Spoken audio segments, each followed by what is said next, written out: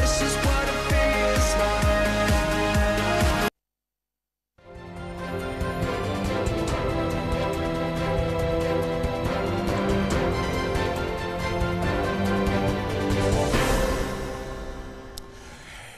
Good morning and thanks so much for staying there. This is Newday. We're starting first with news. Let's take a look at our top stories for this morning. And Adentan Dodowa Road in Accra still not handed over to government due to contract arrears.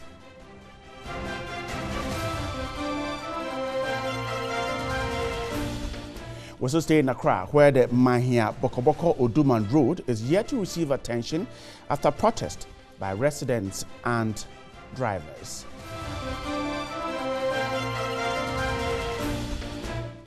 In business, lawyers of CDH Savings and Loans to sue receiver of defunct Capital Bank.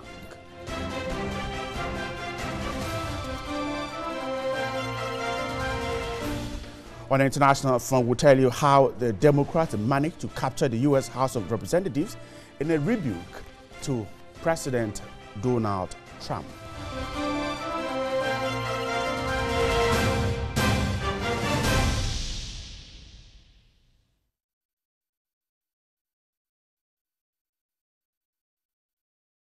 My name is Bright Nanamfu. Thanks so much for staying there. Now, the Member of Parliament for the Adentan constituency, Yao Boabian Samoa, says the Medina Adentan Road has still not been handed over to government due to contract arrears.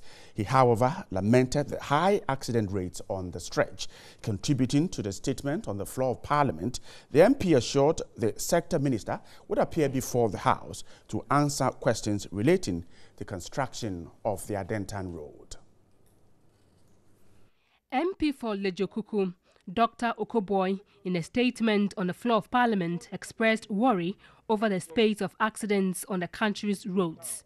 He proposed sanctions be meted out to drivers who drive recklessly as part of measures to addressing road accidents. The time has come for this country to aggressively start prosecuting drivers who engage in dangerous driving. I recommend a scheme that would announce and publicize the name and image of the most dangerous driver of the month for all the capital cities. Municipalities should also do same and follow with sanctions. MP for Adentan, Yao Boabenga Samoa, said, till date, the road has not been handed over to government over contract arrears. I'm also in discussion with the Minister of Roads, and he is willing to come to this House and deliver an answer to an urgent question so that we know the true history of what has happened with that road, so that we know how many loans have gone into that road, so we know how much of taxpayers' money has gone into that road, and it is still incomplete. MP for Medina, Boniface Sadiq, was equally worried. In other that the agency involved, the minister is now getting on board 3 contractors so that each would take charge of 2 of the footbridges.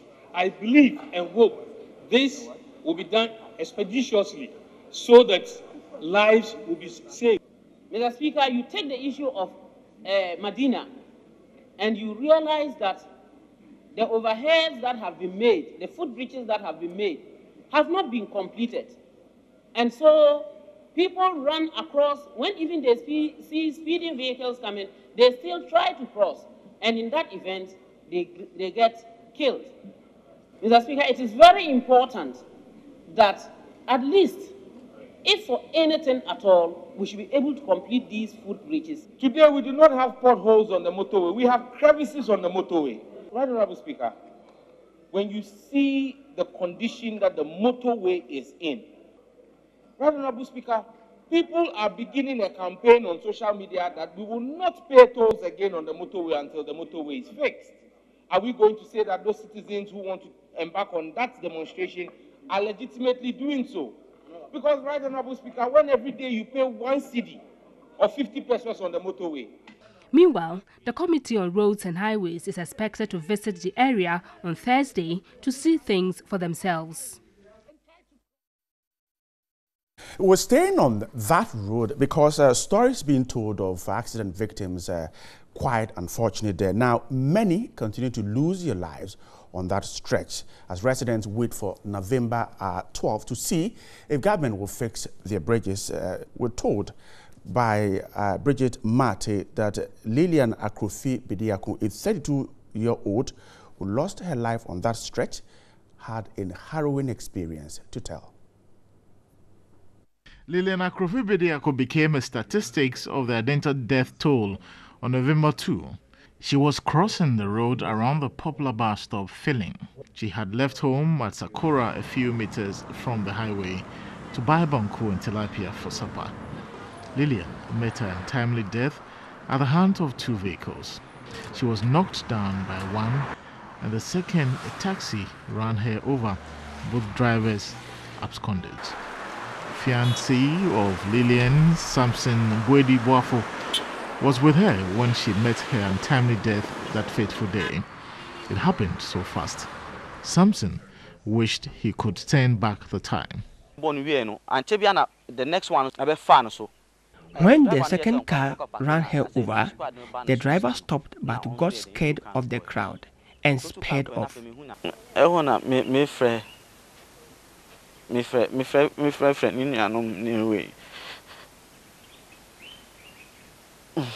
Samson and Lillian were known by both families and have been living together for some time now. He pours his heart out.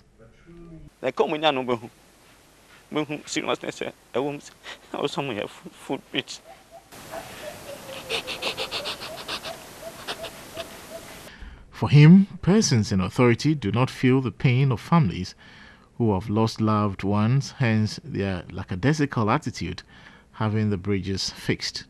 I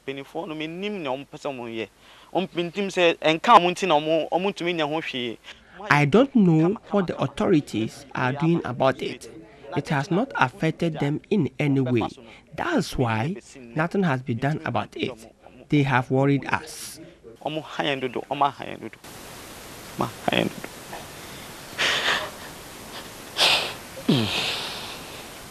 An estimated 200 lives have been lost, with several others left with permanent disabilities. 6-foot bridges on the Medina-Adentan highway have been abandoned for close to 10 years. While the footbridges remain uncompleted, Ghana continues to lose citizens through knocked downs on a daily basis. The residents of that stretch are planning a peaceful walk on Monday to press government to fix the bridges. We're staying on roads still in the Greater Accra region because the man here, Bokoboko Oduman Road, is yet to receive attention and from authorities 3 weeks as the residents and commercial drivers staged a demonstration.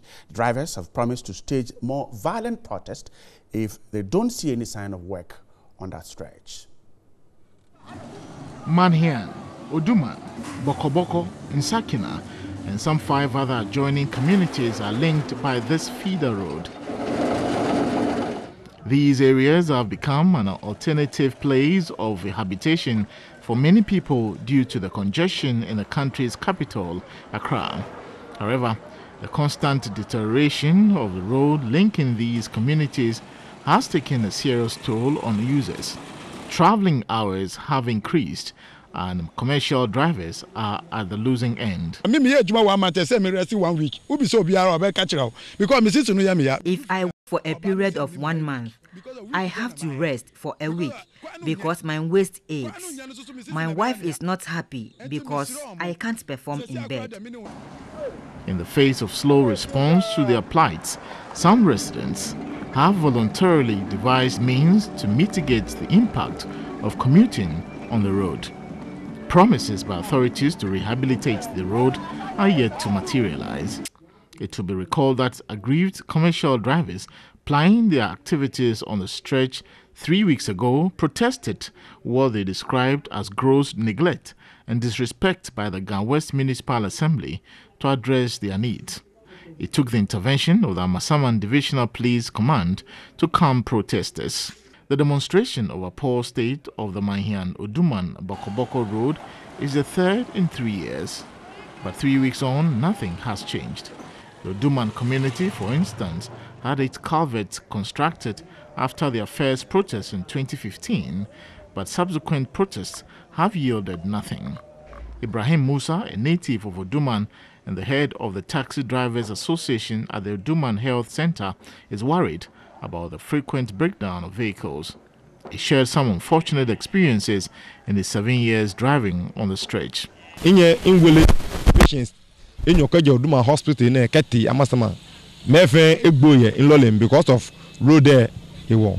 My service was sought for to convey 2 patients who were in critical conditions to the West Municipal Hospital, but they died on the way because we spent too much time commuting due to bad road. Opinion leaders are equally worried.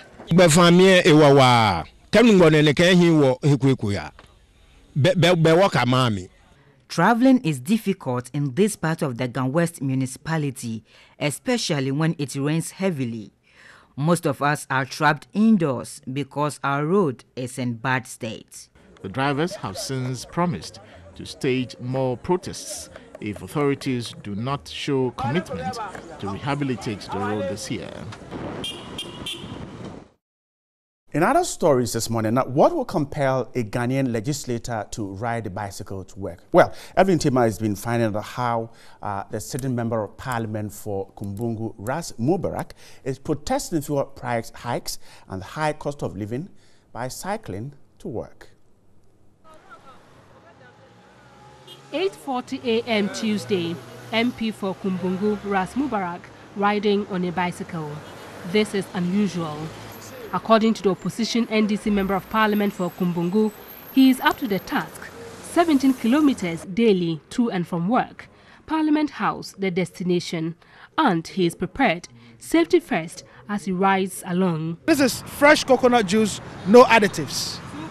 2 bottles, and that should be enough. Then my handkerchief. So what triggered the legislator to ride a bicycle to parliament, an unusual practice? And this particular exercise is to highlight, is to bring home the levels of suffering that our compatriots, that the good people of Ghana are going through under this administration. You hear people, expressing frustrations, exasperations about the rising cost of living in the country.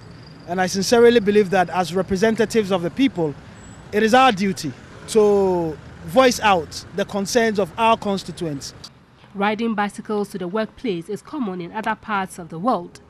Ras Mubarak may have been the first sitting MP in Ghana under the Fourth Republic to ride a bicycle to work, but not the first around the world. Presidents and prime ministers of Netherlands, France and Romania have ridden bicycles to work. Former UK Foreign Secretary Boris Johnson was also noted for his love for riding the bicycle to work. On a continent like Africa, where some state officials are noted for the love of convoys, perhaps the use of bicycles for short trips could be ideal as the world edges closer to having a green economy. For Ras Mubarak, the experience has been an eye-opener. It's also given me an indication of what commuters who use bicycle, pedestrians, what they go through. A lot of our drivers are not careful on the road, particularly trot drivers and taxi drivers. Going through this exercise would be to champion a situation where the Ministry of Roads and Highways would also mark out not just pedestrian walkway, but bicycle lanes. It is unclear if the gesture is in sympathy with masses who say economic conditions are biting hard or just to score political points. With a traffic congestion in Accra expected to peak during the Christmas season, riding a bicycle to work may help ease the situation. Evelyn Tingma, TV3 News, Accra. Riding a bike is also healthy. You can stay healthy by doing that. Right, now let's touch on some issues from the world of business. Now, lawyers of CDH Savings and Loans are preparing to sue the receiver of the defunct Capital Bank to retrieve in excess of 14.63 million cedis.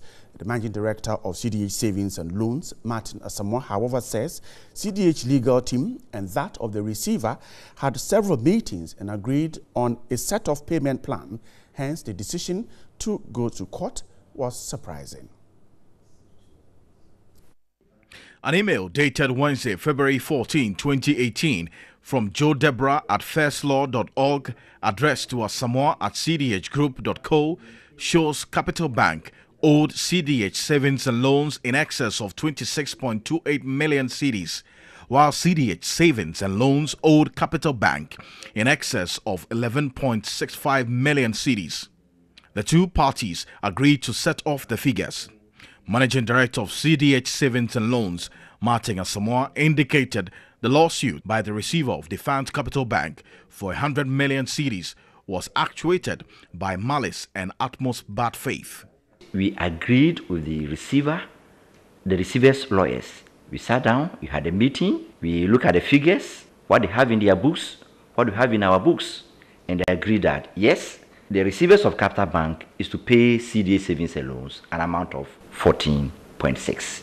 He indicated CDH Financial Holdings, which is different from CDH Savings and Loans, owed Capital Bank in excess of 69 million cedis, but the agreement was for Capital Bank to deduct 14.6 million cedis, leaving 55.14 million cedis outstanding and payable by CDH to Capital Bank clients. If for any reason this payment is not made and we are taking Financial Holdings to court, what I don't understand is why do you include CDH Savings and Loans, a company that you rather own? You are supposed to pay me money. I've agreed that you can use my funds to offset what Holdings owns you, and we're taking them to court and you include savings and loans. This one, I've never heard it before. I don't understand that. CDH Savings and Loans have set its legal team in motion to retrieve in excess of 14.63 million cedis from the Defiant Capital Bank and its receivers. Accrued interest to date, because this figure was as of August 2017, for the severe damages done to my business. Since yesterday, I've received calls, letters from my deposit people who have funds with me to come and withdraw their money. Panic withdrawal. I have to look for money to pay them. There's a refinancing cost. You may even have to end up taking funds at a higher interest cost to pay those who are calling on you, because they are not matured. What I want to assure all clients, lawyer clients of CDH Savings and Loans, that there shouldn't be any panic withdrawal. Their funds are safe. Now away from business, the Supreme Court has granted lawyers of CPP General Secretary Kwabena Bonfe an opportunity to amend their case against the construction of the National Cathedral. The Apex Court further ordered the parties in the case to, within 7 days, file their legal arguments. Salom Amenya has a story. The CPP General Secretary James Kwabena Bonfe dragged the Attorney General to the Apex Court over government's decision to construct the National Cathedral. His lawyers on Tuesday prayed the Apex Court to allow them to make changes to the writ issued in March 2017. Deputy Attorney General Godfred Yeboah-Dame, however, did not oppose the application. It is unclear what the changes are, but the 7-member panel presided over by Justice Sophia Adinra ordered the lawyers to file the amendment within 3 days. The AG and the lawyer for James Bonfe have also been handed 7 days to file legal arguments simultaneously. James Kwabena Bonfe is seeking a declaration that government's intentions to assist in the construction of the National Cathedral are unconstitutional. The case has been adjourned to November 21. Right, and the board chair of Media General, Kojo Yanka, has commended TV3 journalists who brought honor to the station by winning awards at the Ghana Journalist Awards Night. At the dinner treat for the winners, Kojo Yanka encouraged all journalists working with Media General to strive for success. Board Chair of Media General Kojo Yanka organized to recognize the TV3 trio for their contribution to enhance the station's image by winning 4 awards at the 23rd GJ Awards. The 3 journalists, Portia Gabo, Stanley Nibleu and Peter Kwa Adato, were joined by a member of the board, Befia Pentin, Group CEO of Media General, Beatrice Abe, and General Manager in charge of news, Abraham Asari. Board Chairman of Media General, Kojo Yanka, congratulated the award winners and called on journalists to direct their effort at addressing more pressing social issues.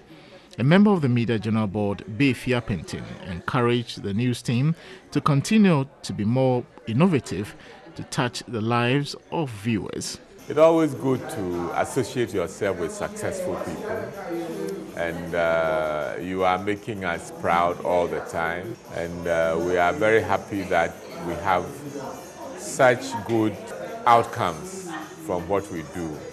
General Manager in charge of news, Abraham Asari, said the recognition of the winners by the board will motivate staff. We leave here today knowing that anything we do will be appreciated. We leave here knowing that it's not only salary that motivates us, but even a handshake is enough to make us know that our board, and in fact the company we are working for, appreciates our work.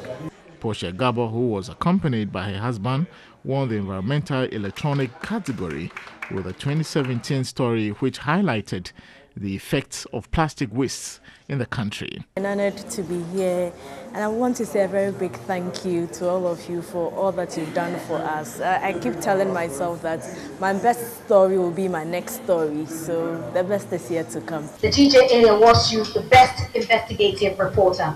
This goes to Stanley Nibleu of TV3. Stanley Nibleu was adjudged the Investigative Reporter of the Year following its expose on a booming commercial sex work at the Kwame Nkrumah interchange area that got the Accra Metropolitan Authority to clear the area. The feeling that comes with something of this sort is great. And it is only hard work that will earn you this. Peter Kwadato was adjudged the Best Reporter in Education Television category and the overall best in the electronic category. One of his stories was about a blind, deaf and dumb student who defied all odds to get education, about a smuggled, expired sardine which was destined for the market but was intercepted by authorities. But for his expose, the rotten sardine would have ended up on the various markets and dining tables. We have to be grateful for what you have done for us, and we have already planned more to be done. Right, and kudos to all TV3 team, great team there. Now, to the international front, and Democrats are highly excited. They won control of the U.S. House of Representatives on Tuesday, giving them the opportunity to block Donald Trump's agenda and open his administration to intense scrutiny. In midterm elections 2 years after he won the White House, Donald Trump and his fellow Republicans expanded their majority in the U.S. House of Senate following a divisive campaign marked by fierce clashes over race, immigration, and other cultural issues. But Tuesday's results were a bitter outcome for Trump after a campaign that became a referendum on his leadership.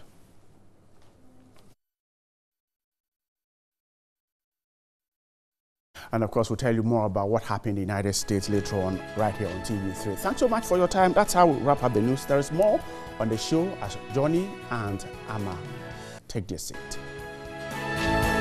Thanks so much. If you're not joining us Newday, let's start Johnny and Amma. I thought you were going to say greetings from the Most High. Oh, yeah. Okay. So Wednesday, so well, it's midweek, so you doesn't have that energy. You can't go that way. That's great. Man, but it's Wednesday. We're here again. Good morning, Ghana, Africa, and the rest of the wonderful world. We're here to give you a full package as usual, and we're ready. The team is absolutely ready. Today we're going to be talking about health, right? Yes, we'll do hepatitis on health. Okay, hepatitis. And then certainly we'll also touch on a very important development, geospatial technology and national development and how that can help. And then we'll also rant and talk about tamale and the street hawking issue. We'll find out really, is it just Accra or it's spread all the way up there? What does it mean for Ghana as a whole? I know that in Tamale, the MC Musa Superior brought an idea of Sunday street market.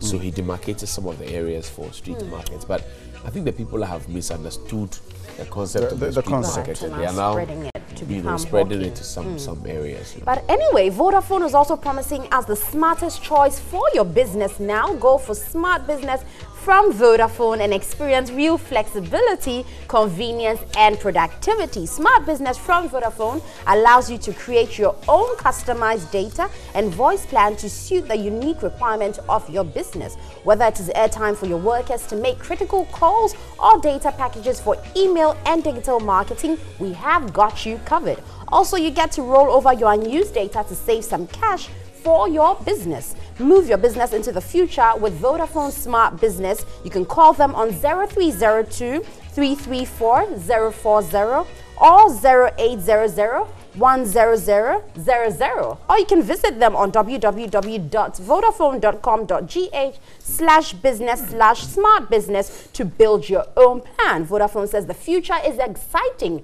Are you ready? Johnny, are you ready? I am ready, and I'm ready to give you what the front pages are telling us this morning.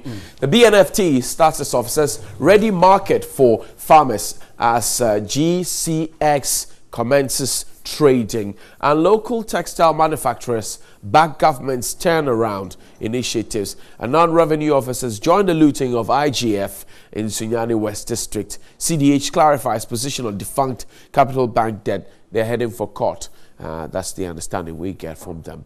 Daily Graphic says boost for farmers. NCCE graphic begin Clean Accra campaign. President launches commodity plan. And UT Bank receivers drag Ibrahim Mahama and to court. Some 358 million Ghana cedis debt there. Ayalolo service in limbo. 150 buses grounded, 60 others idle. The Ayalolo that was supposed to be piloted is now dwindling. Daily Guide. Capital Bank sues CDH over 100 million debt. Concerned teachers still on strike. Housemaster impregnates students. Nana opens farmers trading market, and Asiedun Ketia slapped with 15 million libel suit. Edward Diagiman and Johnson Asiedun Ketia there in a legal brawl. The Ghanaian Times says GES recruits 8,872 double-track teachers, and suit against Muntie 3 presidential pardon. SC delivers judgment on November 21. GRA threatens to revoke license of Kasapreko, Accra Brewery, and Nissan to establish plant in Ghana. The Mike Whitfield there, president of Nissan. The CEO, the finder, farmers get big relief. They now have platform for stable and competitive pricing. Will be forced to close down wager treatment plant if MD and telcos weep over thievery, vandalism and fiber cuts. Citizens not holding leaders accountable, Professor Prempe, and big drop in citizen support for media, according to the Afrobarometer.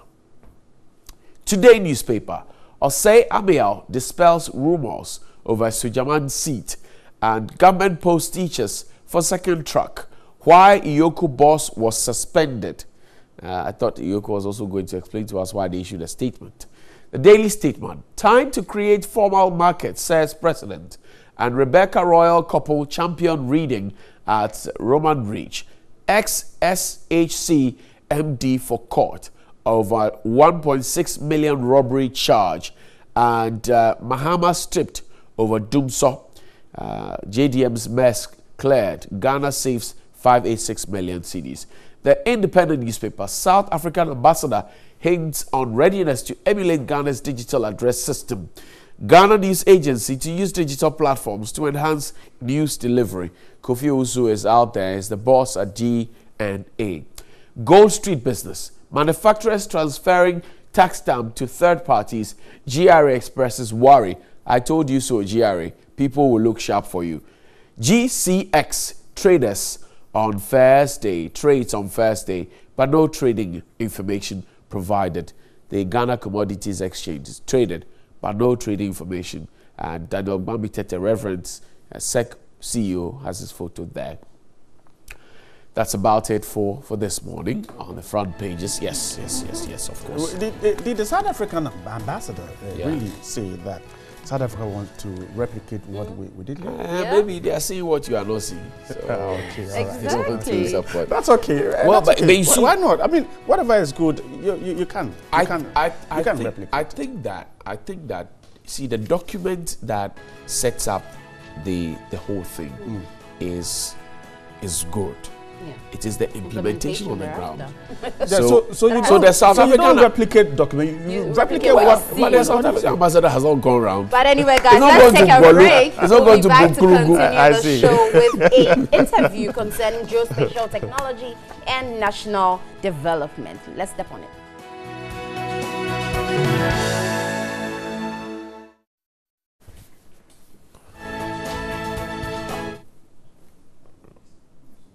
Welcome back, and thank you very much for joining us. Now, about 85% estimated the daily government businesses can be effectively executed using geospatial technology and the GIS system and the remote sensing. But how, to what extent, will this help in preventing issues of Ghana's developmental challenges, including urbanization, waste management, and flood? And I've been joined this morning by Dr. Alex Barima Wusu, who is the lecturer, Department of Geography and Resources Development at the University of Ghana. Chief, good morning, and thank you very much for your time. Doc, so for those who don't know, what constitutes geospatial technology? Thank you very much. When we say geospatial technology, let me sort of try to describe it, which will be more effective than just trying to define. Okay. Let's say we are in a country where so many things have happened, like crime or flooding or even urban planning. Right. One way that you fix urban planning is to look at where development is going and then try to look at it from spatial perspective. When I say spatial, the land area. Right. So, or even if it's crime. So you try to map crime, identify exact location where crime is occurring. Okay. Then you capture details about the crime in terms of the mode of operation, the type of crime, and everything. Now, there is a technology that allows you to pick the location of the event and pick the characteristics and put them together. And this technology also allows you to sort it out and analyze it so that you look at spatial pattern and be able to predict where it's likely to occur based on the spatial pattern and characteristics. Remember, crimes don't occur by chance. You know, criminals plan for it and execute it accordingly. So if you can go into the criminal's mind, looking at the nature of the data and its characteristics, you know, so the technology that allows us to do that is called geographic information systems. In this country, we've had terminologies from the Electoral Commission and from the police, like these are hotspots during electioneering times. You have flood-prone areas, NADMO will tell you, AMA will tell you, and then you would have crime zones, for example. So we already have some spatial technology of our own. Is that not the case? Correct. Well, NADMO uses geographic information system, even though to a limited extent. Police are now into it. We've offered them a little bit of training, and now, but the point is, the technology goes deeper than what we see. How different is this from what they already have? What they have is a part of it, but what we are talking about today is building skills to such an extent that they can do detailed analysis and also do, let's say police, we are talking about proactive policing, where you'll be able to identify individuals, communities, and build a community crime profile. And for that matter, you'll be able to predict the crime. So more deeper analysis, and in addition, employ technologies like drones or using satellite images that will give you an overview of everything. So you'll be able to describe the pattern. And more recent these days, for instance, I'm coming from Department of Geography, Remote Sensing and GIS Application Unit. We have been offering training to Ghana Police. We've offered training to NADMO. But we've gone a little bit further. We've developed an application called Secure Ghana, which is on Android, and we are actually working with Ghana Police. And basically, we want citizens to just know about the application. So you download it into your phone, wherever you are working, You just pick a picture of anything that you think suspicious. Suspicious, okay. And police will have access to it. And they would analyze it and determine so, whether it is. you know, we are just thinking about it in terms of big data, because when it comes to social media, a lot of things will come. So we write a different application. Why should the citizenry be interested in this geospatial technology and national development? Why should they? Well, the point is geospatial technology relates to everybody.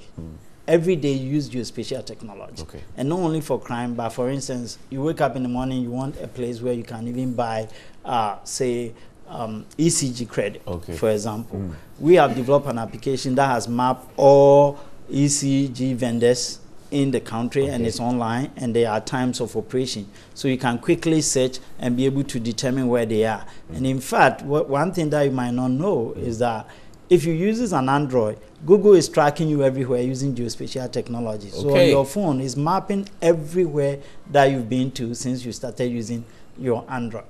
And it's all based on this geospatial technology. You know, so it's more broad and more complicated. And even these days, if you, on your WhatsApp, you can pick your location and send to somebody. That's part of geospatial technology.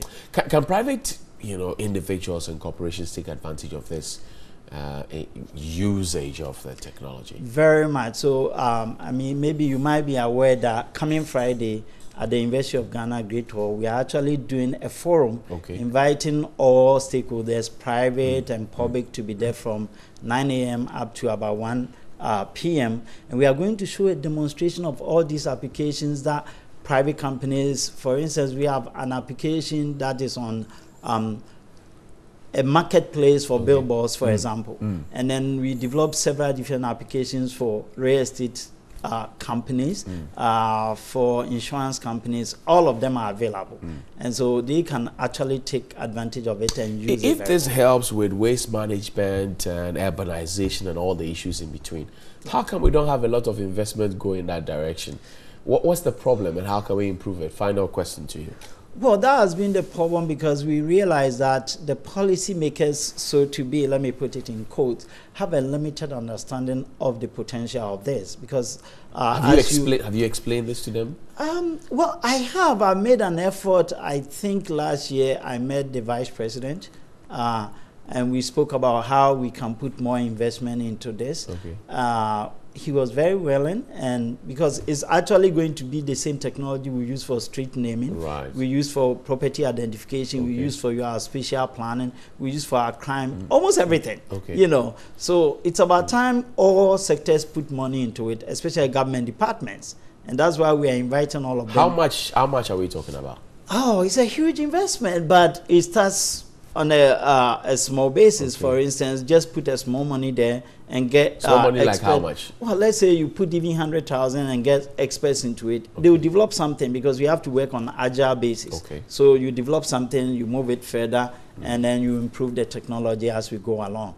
You know, Doc, so how far are we from home? I said my final question, but I'm clear. Now you're talking about 100,000. How far are we from home? We're a bit close, because one, the Department of Geography, University of Ghana, has even introduced a master's program in this technology. Just for that? Yes. Geospatial technology. Geospatial technology. There's a master's program that a lot of students are enrolling now. As you might know, others have also been working on launching a satellite. And right now we are trying to build a partnership with police and army that will analyze drone data. Then they can use the drone to map crime and monitor everything that's going on. And all will be on exhibition on Friday at the University of Ghana. Doc, I thank you very much for your time, and I wish you all the best. Thank you very much. And we've been speaking about geospatial technology and national development, how we can solve 85% of our problems, estimates, government, business, and for private individuals as well. My guest has been Dr. Alex Berrymoles, who is with the University of Ghana's Department of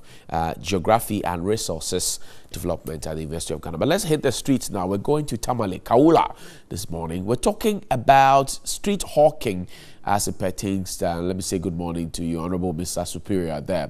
We're talking street hawking. Zubaida Ismail has all the details hitting the streets right now.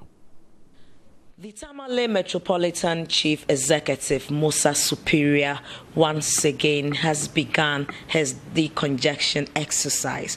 Now, this time around, we noticed that hawkers are off the streets of Tamale. within the hours of 6 a.m. to 3 p.m. But once it is after 3 p.m., you see the hawkers flooding the streets of Tamale again. Today on Daily Rant, we ask, is it an arrangement between the leadership of the market women and men and the Tamale Metropolitan Assembly that hawkers should come back to the street after 3 p.m. or they are just acting within their own discretion? My name is Zubaida. This is Daily Rant. Gentlemen, let's rant. I believe that it is not an arrangement, because when you look at the issue of the decongestion, I believe it is one of the biggest thing that has happened to Tamale in contemporary times, because it has cleared a lot of people out of the street. And when you look at the safety of those people on the street, is also at risk. So definitely, what the mayor has done is one thing that is good for the good of Tamale. But the point that has happened in Tamale, because there's no supervision. You actually went off and you are back. You told us you went to the drawing board.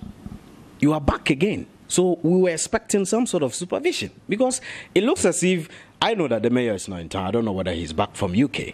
And ever since he traveled, it looks like because he's not there, the exercise is done anyhow. No, I believe that this is a two-way thing. It is not as if that everything or the responsibility should lie on the assembly alone. We as citizens, we should be responsible as well. That is exactly the people, I'm coming. That is what the people that are ensuring that our streets are cleared, they have been given a time limit. And it starts from the morning till the night. So the last time I heard the commander on radio, he said that they are even considering extending it to even 9 p.m. in the night. So I believe that this is something that we as citizens as well, we should be concerned about our own safety. No, that means when the mayor told us that he actually went to the drawing board, there was nothing on the drawing board. Because if you went to the drawing board, if you really went to the drawing board, then we're expecting something better than the earlier one. But now the people are on the street. What is available now is better than what was there. The point is, gentlemen, I'm coming. I mean, it's not just about you two, it's about, in Tamale too. Yes. I know that when he started, you wouldn't see any hawker on the street entirely the entire day. Now, after 3 p.m., you see them spreading their wares and all that. Is it that when he travels with the exercise? No. Listen. See, this exercise, this is not the first time. We've seen it anytime any administration comes to power. From the first 2 years, they do that. This is something that is not going to fly. By election year, we are going to see... What makes you think it won't fly? There's a precedent. There's a precedent. We've seen it over and over again. Mark it here. By election time, the people will be on the street from morning to evening. Inform us what is happening. You know, this exercise, it has been in the last 8 years, we have not seen it under the Etwal administration. This is a time an organized decongestion is conducted in the Tamale Metropolis. And when you look at this time around, what is even happening, you see the exercise has been outsourced to a private firm. So it is not it is not under the direct supervision of the mayor. So if you say that it is the mayor once he travels out of town, it means that the exercise it is not true. The argument is that there's a precedence that shows that anytime any administration comes, they try to clear the streets. But when we are getting to election year, they lose up and the people come back to the streets. And I am telling you that by election year, the people will be on the streets. They are going elections. We have not gotten closer to election year. When you look at Tamale, Tamale is multiplying. Tamale is growing faster. Perhaps the fastest growing city in Ghana. Don't you think that is the reason why we should fix the place and make it neat? Do you know that this goes beyond even the usual days, the weekdays? Do you know on Sundays we have some major streets in town that are entirely closed? You see what because of these hawkers right now? My brother doesn't know. The traders have been given alternatives. We have the Kakpayili market and we have the Kuko market. So why is the assembly not ensuring that they go? I have been there. The place. They have sell there. Would you sell at Kuko Market? No, would you sell at Kuko Market when it is raining? One person doesn't sell. It has to be a cooperative, something that is cooperative. If a trader goes there and nobody comes there to buy, what happens? What I'm saying, the point has to be that the mayor did not start this exercise in futile. He provided alternatives. And he talked about the Sunday market. you talked about the Sunday market. The Sunday market was designed to give the traders an opportunity to and use approved by who? It was, yes, it was designed by the Metropolitan Chief Executive, as well as with the Assembly, so that they give a single day, that is Sunday, where movement is a lot slower, so that they have given some principal straight to the traders. They can come together and they can do all their selling. It's an assembly. It can be slower on Sunday. Sundays, there are occasions in Tamale. Tamale is very busy. Tamale is very busy. Go to Tudu and see. Go to Tudu and see. I don't know whether you have used the police station road before. If you go there, no. When you Tudu is known to be a market place. That is very busy. But the roads that pass around there, but traders have invaded the road. What the mayor did was that he has just demonstrated that there has to be alternative, and he has used one day for the traders to gather around certain parts of the city and be able to.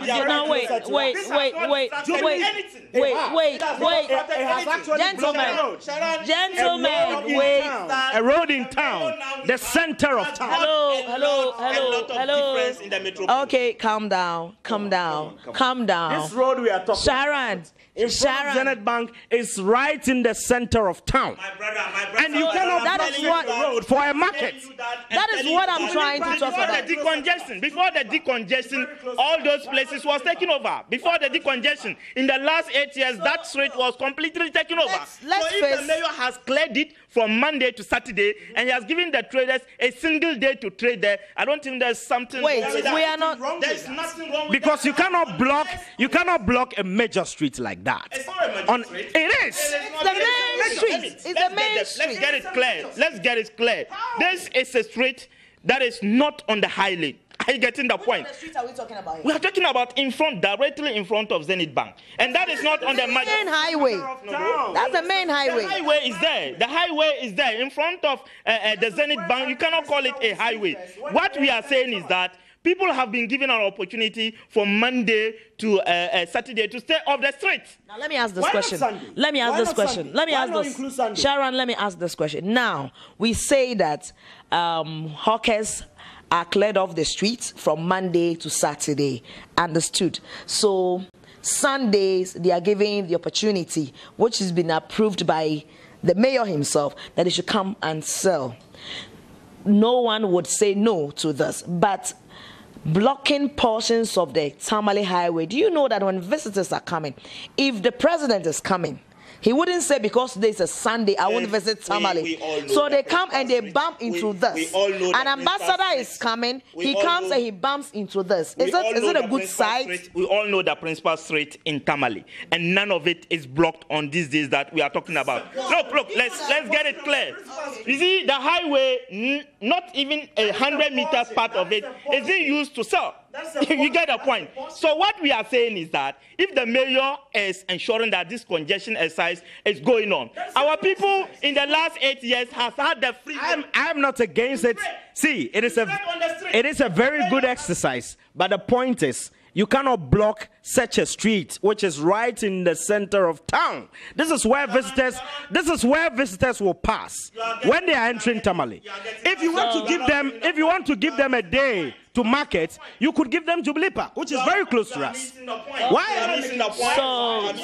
So, gentlemen, we have to draw the curtains down on Daily Rants this morning. It is a good suggestion. I want to believe that. Hello, gentlemen. Hello. So you cannot say that. They have to move there before. Gentlemen, if it rains, you cannot be in this has been Daily Rant from Tamale. My name is Zubaida Ismail.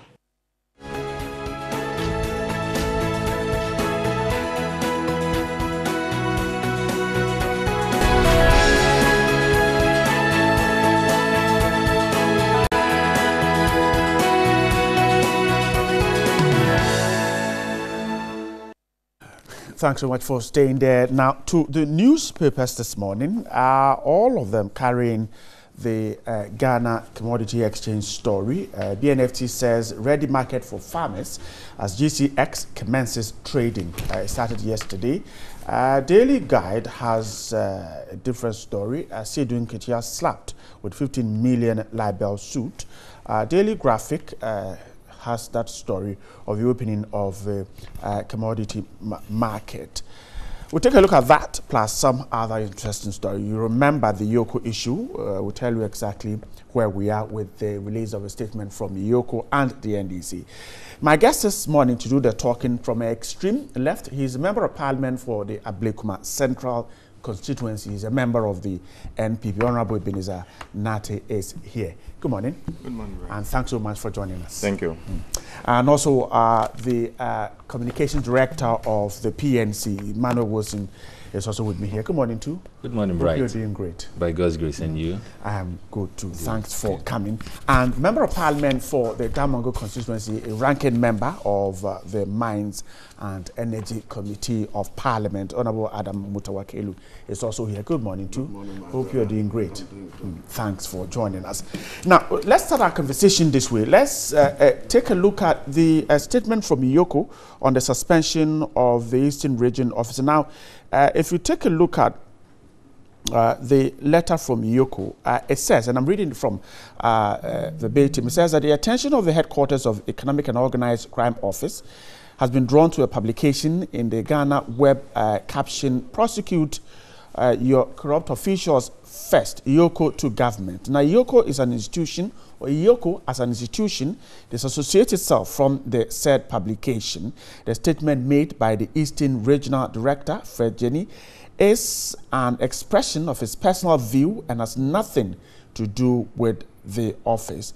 The office considers his conduct as against the ethical and professional standards of the office. He has therefore been suspended and the matter referred to the appropriate unit for investigations. That's the statement from Yoko signed by Executive Director ACP KK Amwa retired. The NDC has issued a statement asking government to quickly reverse the suspension signed by Seydou Nketia, the General Secretary. It says that it is urging government to quickly reverse the decision to suspend the suspension of the Eastern Regional Director. The CPP statement also says same, asking government to show that remorse and rescind the decision to suspend the officer for that comment. We'll start our conversation right on this one. Honorable Wilson, let me start the conversation with you. This is an issue that Yoko says that what the officer says was simply unethical and against the professional standards of Yoko. There have been calls to say that the officer has not done anything. For the PNC, where is your stand? Bright, a quick morning to, good morning to your viewers and to my senior brothers here, including you. Indeed, we are just associating ourselves with the positions of the CPP and that of the NDC. Critically speaking, we are wondering why and on what grounds the regional director will be suspended. Is the regional director being suspended because he has been tried and he has been found guilty of something? Because suspension is a punishment in its own form. And so for anyone to suspend someone, the assumption is that that person has been given some level of fair hearing and that person has been assessed, and the competent platform has been given to him, and he has been assessed and he has been found guilty, and that is what has led to he being punished in the form of Yoko says that the suspension is to allow investigations. That's what is in the Yoko statement. But then I'm really wondering how you can suspend someone when you have not even investigated the person. You understand? So the premise, as I indicated, if you are suspending someone, suspension on its own is a punishment. It's one form of punishment. When you are found guilty, one form of punishment is suspension. So how can you be suspended when you are yet to be investigated? But be as it is, we are asking ourselves, why will he even be suspended? What did he do wrong for being suspended? What he said, what is unprofessional. What is unethical about what he said? The fact that he believes that some riots are happening and the government of the day is not showing so much commitment in terms of prosecuting those riots or prosecuting those individuals perpetuating the riots. The question we should be asking ourselves, if indeed we are really committed to fighting crime or corruption, is for us to pin him down, for him to give us some specifics. And I'm sure it is those specifics he will be giving if that platform of hearing was given to him. You know, now you've suspended him. When I heard him talking, the first person that came into my mind was just about 2 weeks ago, the ACP or so, the policeman who was talking about vigilante groups. I mean, the reality on the ground is that because of the structure of our constitution, we give so much powers to one person, that's the president. And so when issues takes place and independence, you know, in quote, institutions that are supposed to be independent are supposed to do the workings that they are supposed to do. Because there's so much power vested in just one person who appoints and disappoints and decides what should be done and what not should be done, there are so many frustrations in the institutions that are supposed to fight corruption. And it is very clear that the frustration is becoming unbecoming. And that is why in recent time you are hearing officials from such institutions coming out publicly to give signals to all of us that, look, there are so many riots happening. Don't blame us if you think that we are not doing what we need to do. But it is because there are some powers somewhere that are not allowing us to do what we need to do. If indeed we are a serious country, what we should be doing is to find out why exactly this institution seems not to be doing what they are supposed to do. That is what we should be doing as a nation. But you see, the funny thing is that the very moment individuals give a hint, and instead of us using the hint as a lead to move on with it, we quickly hide behind, oh, he has been suspended for lack of professionalism. The boss who indicated that this director did not exhibit professionalism, he failed to tell us exactly what professionalism means. Is professionalism about what the man said, whether or not it is true? Is that what professionalism is all about? Funny enough, what he has done, it is similar to today we waking up and the IGP coming out to say that what that doctor said amounts to unprofessionalism, and so he has been suspended or dismissed. What that doctor said, what is wrong, don't we all know that that is the fact? What this guy said, the director said, don't we all know that that is the fact? That is what is really happening in this country. How many times haven't we had clear cases of corruption or corrupt acts?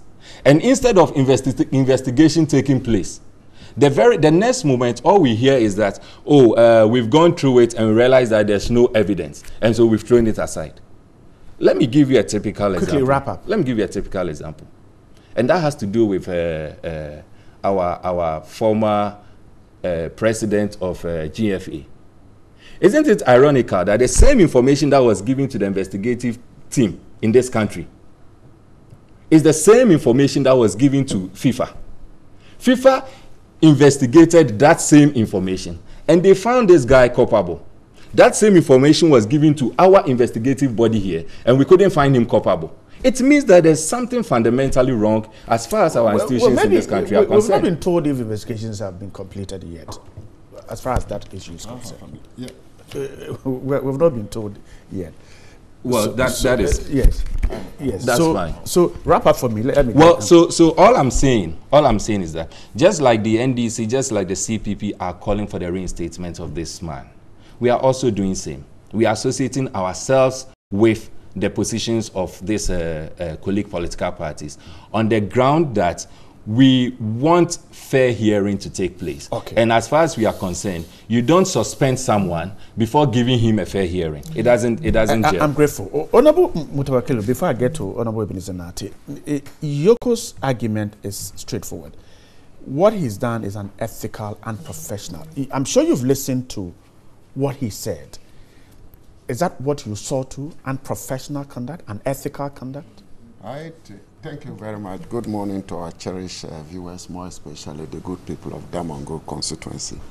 And I'm mourning with my brother who has lost his son, the former PM, presiding member of Damongo, Honorable Charles Boa, who lost the son 3 days ago.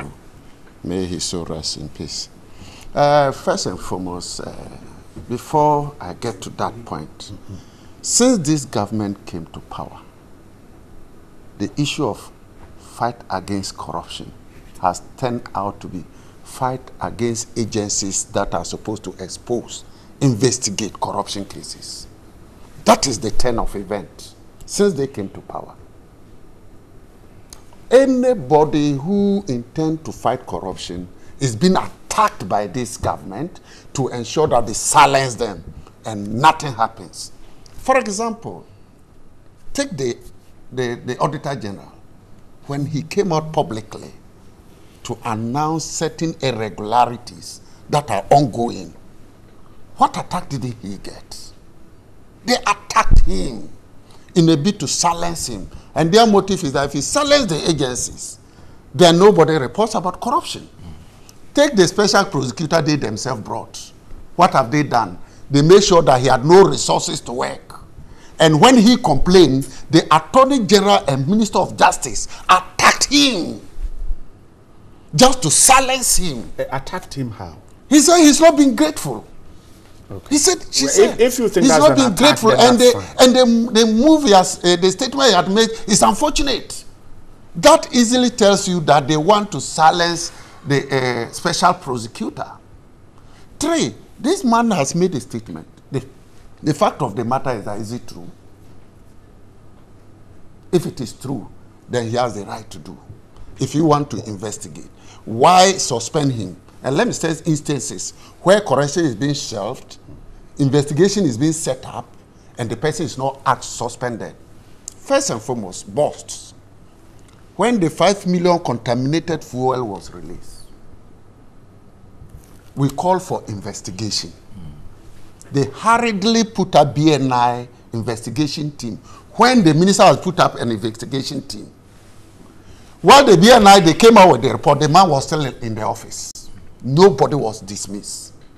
And the minister's investigation team that he set up, he had been dismissed, and the investigation team had not come out with any report. The president came to Parliament and praised him. Finally, exposé came out. Honyof Hosi, who was the chair of the committee that was set up, about how this contaminated fuel, about 67% evaporated. Where has he evaporated to? To filling stations, to our cars. This is a government where the Minister of Fisheries, diversion of pre-mixed fuel, it came out clearly that there was some corrupt activity going on, diversion to the tune of about 21 million Ghana cedis. They set up a committee to investigate. They didn't dismiss the minister. The president came on State of Nation address and praised the minister for them fighting against corruption. So you see, in Calvin, just now, the maritime boss is all over, and he's been talking of how the corruption there is ripe. They said the board, which approved the amount, should investigate. The boss, Maritime Authority boss, is still in office. That one, okay, he should be there. They should investigate. Ken Bond, we raised issue of Ken Bond, $2.25 billion. No investigation, Sraj investigated it, all other things being equal, should have been, the minister should have been set aside, because it has happened in many cases under different government. I can give you some scenarios where it happened under Kufuor, the former minister for roads. I've forgotten the name, former MP. He was, once Sraj was investigated, he was said to step aside. Investigation conducted. Dr. Richard Anane. And then after that, they saw that nothing wrong had been done. He was reinstated. This man, he was in office while Sraj was investigating. That tells you to the level of protection of the people surrounding the president. And that is the reason why in 2017, we dropped heavily in terms of our global corruption perception index. And I expect this year to be worse. So why at some instances it is clear that corruption has taken place, those same people are allowed to stay in office while investigation is carried out. another person who want to urge the president to prosecute people who are corrupt under his government has been asked to go home.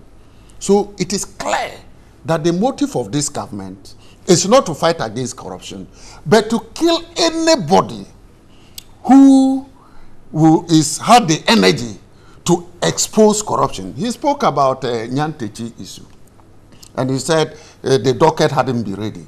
Any serious ministry, and like Attorney General and Minister of Justice, when a newspaper publish that the Attorney General said there is no evidence to prosecute Nyantechi, and you keep quiet, you didn't react to it that no, it is not so. You want to the docket is ready. It's from the ministry. And once publication is done and it is not true, the ministry has a responsibility to respond to it that it is not true. Because there was a clear publication that there's no evidence to prosecute Nyantechi. The Minister of Attorney General and Minister of Justice kept quiet and portrayed to the general public that there is no evidence. I'm very clear, maybe he has no evidence, because when the president is in somebody's pocket, seeing around will become a problem. Now FIFA had come out wrap up for me. To ban him and fine him.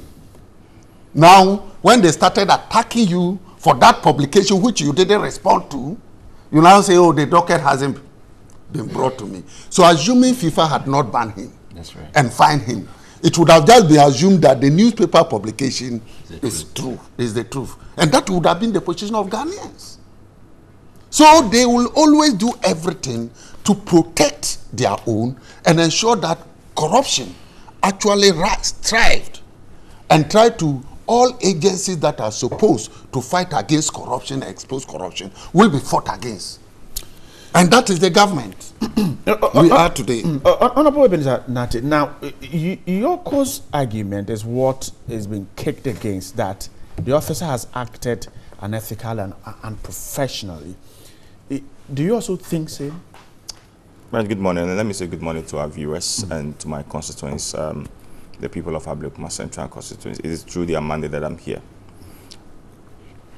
But I want to put on record that as Yoko issued a statement yesterday in respect of the suspension of the Eastern Regional Boss, I'm reliably informed that per the investigations, the preliminary investigation that they have done, they have reinstated the Yoko Boss, the Eastern Regional Yoko Boss this morning, and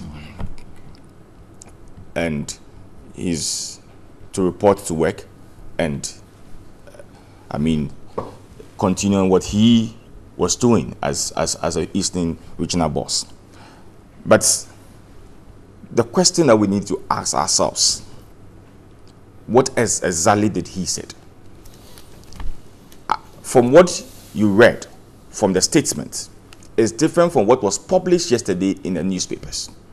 Yesterday in the newspapers was reported that he said he was addressing students and was telling them that if you want to fight corruption, you have to fight within, so that the people outside will not say that, assuming we are dealing with the NDC, all what they'll be singing is witch hunting. Right.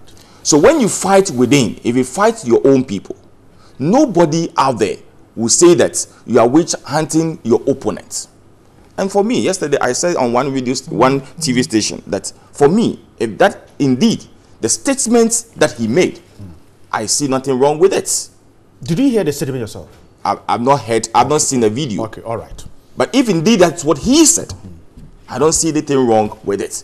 If he says that governments, people need to be dealt with, so that when government is dealing with the opponents, political opponents, it will not be seen that government is fighting those people. For me, I don't see anything wrong with it.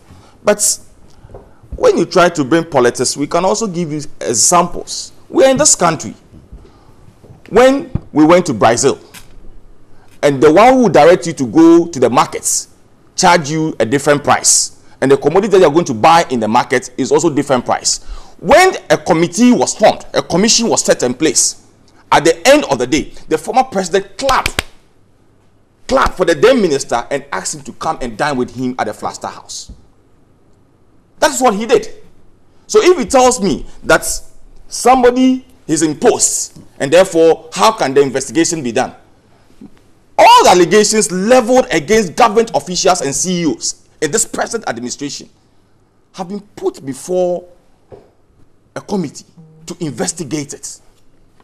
My brother Utarakiri was talking about the Ken bond. We're in this country where the contribution that they are making in parliament, minority contribution that they make every month, deducting from their salary, was given to one person to go to US to go and do investigation about it. What has happened to it? You send Okuja to Abroka to go to the US to go and do investigation about the bond. What has happened to it? Nothing happens because it came out that all the allegations that you are leveling against him, it is not true. No. When your minority chief whip came out to level against Alan Chamantin on cash for seats, what happened? When investigation was called, what happened? When we're doing Alan Chamantin, what is his name? Ejaku vetting, and your own colleague, Mama Yayoga, leveled against Ejaku about your majority chief whip. What happened to it? It came out that all the allegations that you are saying, it is totally unfalse. It is totally not true. You just come out, throw allegations. When investigation was done, then you heard that, but it is not true. You mentioned Maritime Authority, that the man is still in post. I'll be very grateful. And yesterday I was telling one radio station, there's some media too have to be proactive. We're in this country. When Kwesi Pratt went to President Kufuor's house to take pictures of the Sands Hotel because he wanted to know the truth. So as a media person, if you have heard that somebody said, oh, this man have done this and this and this, it's better to tell the person, I want you to show me the house. Let me know where you have been able to put the living air condition in the 2-bedroom house. When I heard it for the first time, I was asking whether the man was doing a coastal or a mortuary in the house. But now when you go to the house, you realize that the information given out there was totally false. So he himself considered that we're indeed living. Exactly. He lied to the public. When I met him first, I told him that your communication was totally false. The way and manner you reported. So he lied to the public. That's from you. I didn't see. He didn't have 11 air conditions. He have 11 air condition, okay, but not 2 bedrooms. Okay, all right. It's 11 air condition, but not 2 bedrooms. Not 2-bedroom house. Okay. So you go to the house and go and check whether indeed it is 2 bedrooms or 4 bedrooms and the boys' quarters. How on earth can you put 11 air condition in a 2-bedroom house? Okay, so what is the point here? For me, I think that all the things that people have said about, from the deputy chief of staff, from government CEOs and all of you, investigation has been done. Okay. And for me, I think that so far as investigation has been done, it has come clear that all the things that you are leveled against them, it is not true. I don't see anything wrong with it. For me, I also believe, since the Yoko boss, and as I said, if indeed what I read yesterday in the papers, that he was saying that you better prosecute the people within before you start without, I fully support it. So that from when we started prosecuting some of them, they will not be singing and be begging. I'm grateful. Let me just... One minute each reaction, then we'll come over. I'm just quickly, in respect to this maritime thing, it's not part of the discussion, so I wish we wouldn't have raised it, but it will be very, very, very painful for anyone to present that he or she is defending 11 air conditions in 4-bedroom apartments. All right? It just doesn't. Well, the man says he deserves it. And the man even said he deserves it. So that's why I said go to the house and go and see. 4-bedroom. And go and check. 4-bedroom. You can't. I said 4 bedrooms. Yes. And a boys' quarters. So go and check. Right. That even worsens the debate. Let me tell you why. There's nowhere or there's no house where boys' quarters will have more rooms more than the main house. And so if the main house is 4 rooms, let's assume the boys' quarters is even 3 rooms, which practically would not be. If you have 3 boys' quarters, assuming, and you have 3 room boys' quarters, assuming, and then you have 4 main room house, and you are telling me that we need 11 air conditions into it, and we want to defend this. Come on, this is something. It's not on the table. But like I wish we should even go into that thing. Please, no. No, it is so shameful for anyone to present that he's defending this thing. 11 air conditions in this economy.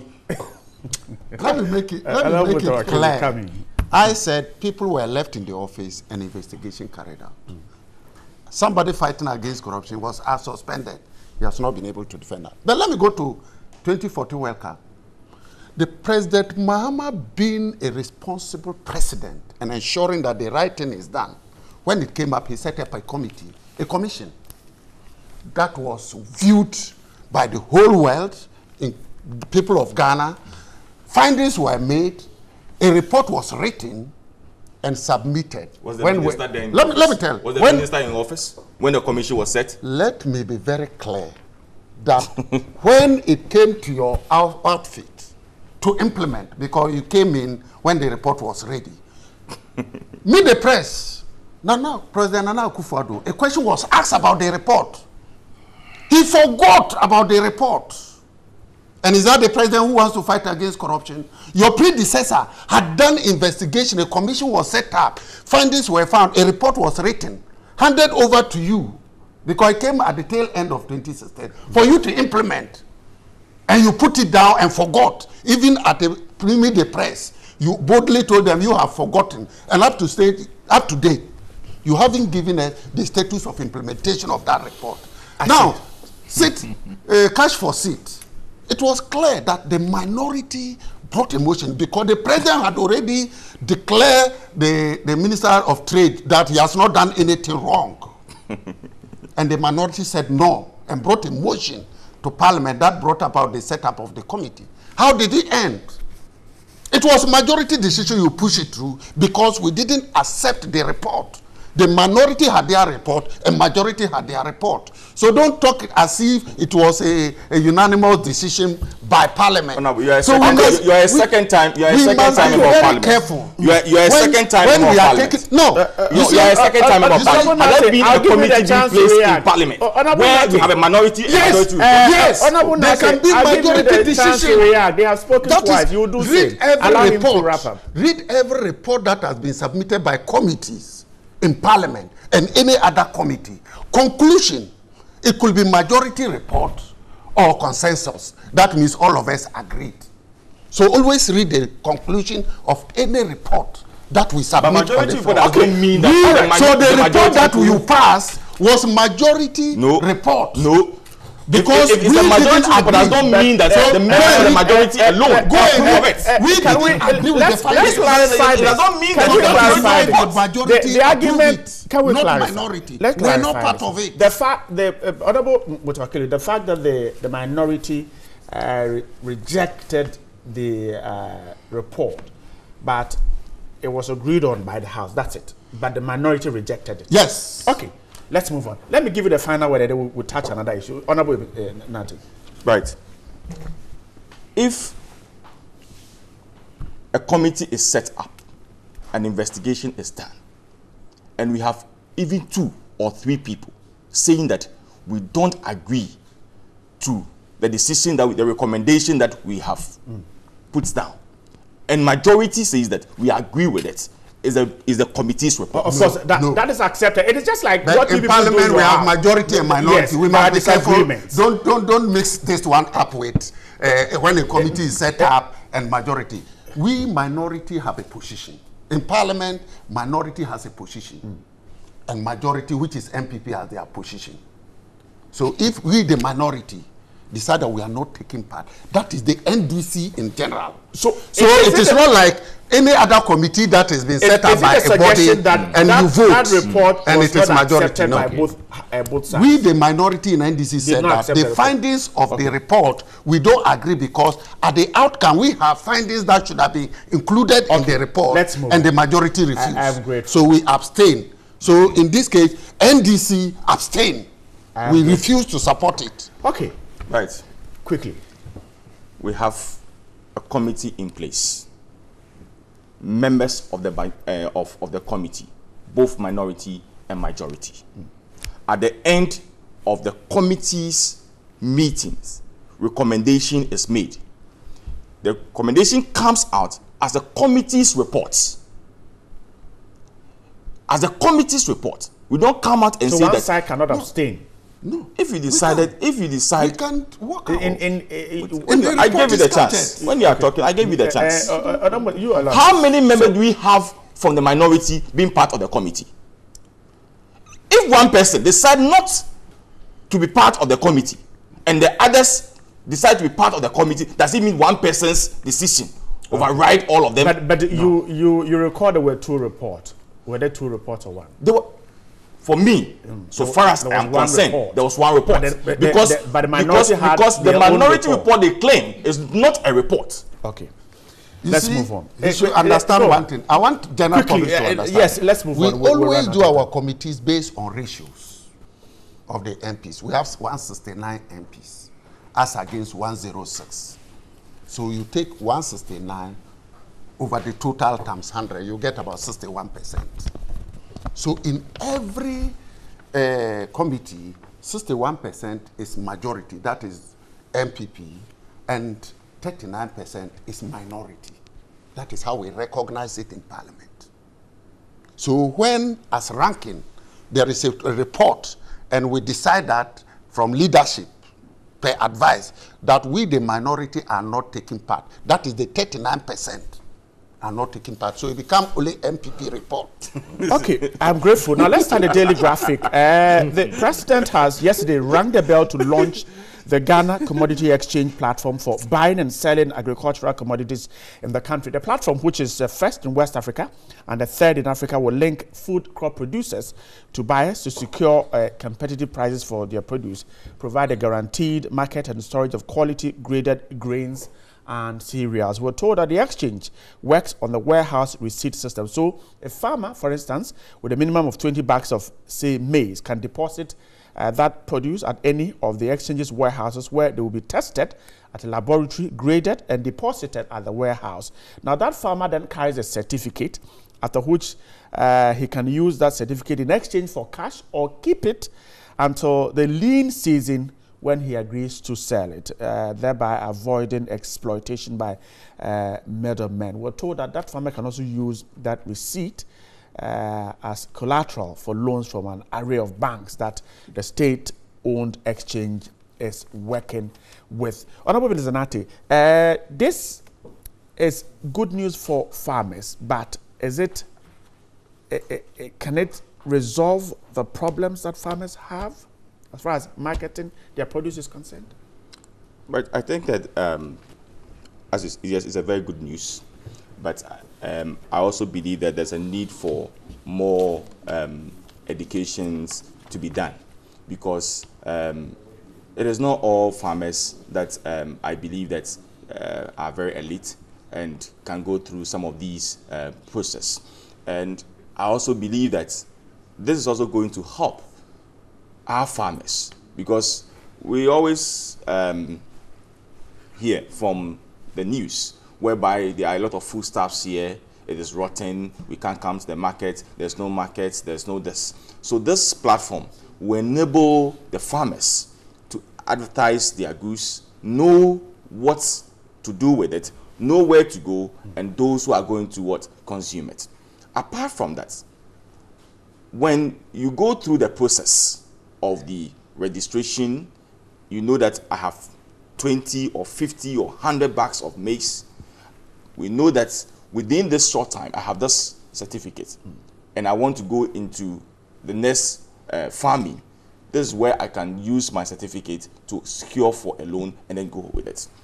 This is also in line with the government policy of having warehouses in the districts, because honestly, there are a lot of foodstuffs that when you drive through some principal street from Kumasi, from BA, you can see that the farmers have come on a roadside park, their things is rotten.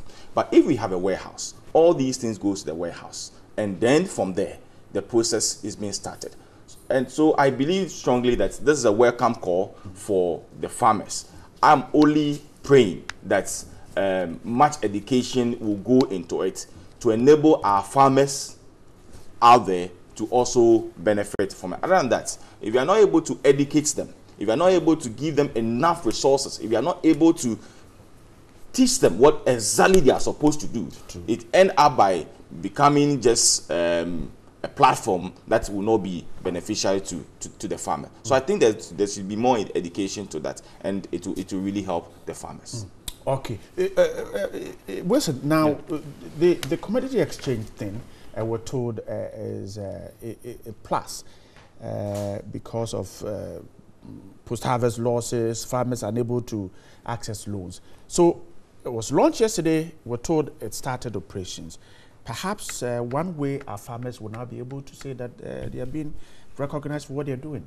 Well, I think, I mean, no one will undermine the importance of farmers in this country, particularly when statistics has the majority or significant number of our people are into farming. I want to associate, to an extent with my brother here, that the concept is very relieving. For me, and I'm sure anyone who has had the opportunity to travel across this country will tell you that the major problem the farmers have has to do with the post-harvest losses. How a farmer will wake up at dawn, go to the farm, and after going through all the troubles, comes out and his product will be exhibited just on the roadside or by the roadside, and everything goes bad because they are not able to get buyers, or they are not able to have a system where we'll be able to keep them for future use. And so if you look at this concept, it is very well and very good. My difficulty is the ability to implement the details in it as to whether indeed we will be committed to do that. That is the issue. For instance, if you tell me that a farmer is going to be given a certificate and he will be able to access loan, how practical is it? What measures have been put in place to ensure that indeed my uncle, my auntie in the village goes through the process and is able to have some harvest, go and deposit it wherever needs to be deposited, is given a certificate, and then today he or she decides that, look, I need some money. Where am I working to? Am I going to ADB or whatever bank? What is the ability? Is working with some banks. What is the surety that if I walk into that bank, I'll not be told that there's no money available? What is the surety that if I go to that bank, I'll be able to access that? You see, all these difficulties are coming out because of the track record of this government. It is very clear that when it comes to exhibition of policies, they are very good at it. But when it comes to the implementation therein, then there's a lot of difficulties in there. You can talk about so many of the things that this president, even before becoming a president, told all of us that they were going to do. Now, the question is, how successful have they been able to implement any of these things? And as a result of that, because they don't have a good track record when it comes to implementation of policies. Give one example of the things that we said. You say you were taking, you are going to give each constituency 1 million. You were going to have you done that? No, he said I should give him an example. Have you done that? No. Should I give another one? You are helping me to embarrass. You are helping me to embarrass your government. I end up by responding to you. You are helping me to embarrass your government. I end up by responding to you. You said you are going to build one district, one factory. Have you done that? So have you checked? Have you done that? Yes, we have. Which district? No, tell me. Give me one district here. Can we No, you are helping me to expose your government. No, it's not fair. You are not being fair to your government this morning. Am I being fair? You are helping me to expose them. It's not the best. Go on and wrap up. Ask him whether the dam is not being built there. You are helping me to expose. They will not be happy with you. Flagstaff is just here. You close. You will see what they will come and do to you. They will not do anything. Wilson, please wrap up. So the concept in itself is very good. I have said that I am really waiting to see a government that will come and say that, look, at every vantage point across this country, particularly in the farming communities, we will have what we call a warehouse. Very good, significant warehouses. So that, look, the whole problem that has to do with post-harvest losses, isn't it so amazing? I have always used myself an example. I love this big mango. There's this mango, the very big one. The one around the Dodua. I love it so much. But isn't it so painful that you are just able to get it within a particular period in this country? Why? Why should it be so? When it is clear that when its seasons come, just about when the season is ending, a lot of these mangoes go waste. Why can't we create systems so that we'll be able to store these mangoes and store other products so that when we have it off season, or we get into the off-season of those products, we will be able to still access it. Okay. And so you see, the post-harvest is really significant, and we need to look at it. And as I said, looking at this, in its entirety, the policy coming out, it is very laudable. But then the difficulty, acknowledging the track record of this government, the difficulty is our ability to implement it. Okay, Honorable Mutoke, before I come to, let's check some comments from our social media platform. Johnny is here once again. Senior Bright, thank you very much. Good morning, TV3. On the GS appointment, when I checked mine, the information I got was error on one form. No index number is found. Does this mean I have not been picked? GS should make it clear to those who did not get, picked. I have a Bachelor of Arts degree in education from UEW. What's the problem with GES? Good morning. Please, the MPP government really have a vain wishful thinking for we, the newly trained teachers of 2018-2019. It beats us now to realize that the MPP government will treat us as such. If they think they will be using the youth for distraction instead of building a nation, then they are losers. In fact, if we do not want to trigger any more troubles, then I urge them to be looking forward to post the newly trained teachers with immediate effect, as a demonstration with the start will start today massively. Alfredo Damba in the Volta region. Good morning, Bright. I'd like to find out from the GS that those teachers who have done their NSS already, what are they also going to be doing within the next year? Thank you. Osman Inwa. Tahir Ibrahim from Ikpabungu says, Honorable Ras Mubarak, congrats. How long will you continue to be writing to Parliament? Parliamentarians, is it compulsory to drive V8s? There are different and many kinds of vehicles on the market they could have been using. You can be well to do and rather prefer to walk. What about that? Please, we the National Service with MTTD have not been paid a single month since we started in September. The work is very risky, as one can be easily knocked down by a vehicle, as well as the poisonous gases from exhaust fumes from vehicles we inhale every day, in which is a danger to us. Okay, you say you've not been paid. Ibrahim, National Service Personnel, MTTD Accra.